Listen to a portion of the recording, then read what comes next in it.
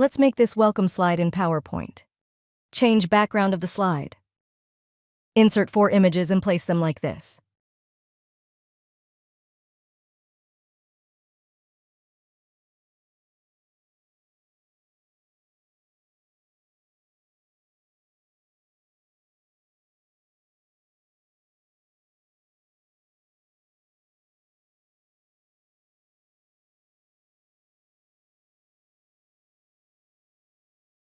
Now insert a 3D object. Insert title of the slide here.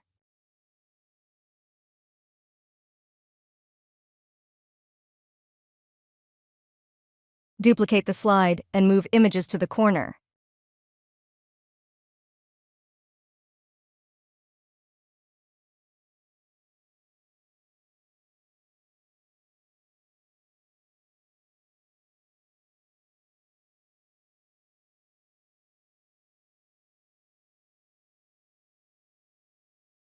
Move the 3D object here and rotate like this. Now bring in the title and increase its size. Select both slides and apply Morph transition. Subscribe our channel for more amazing tutorials.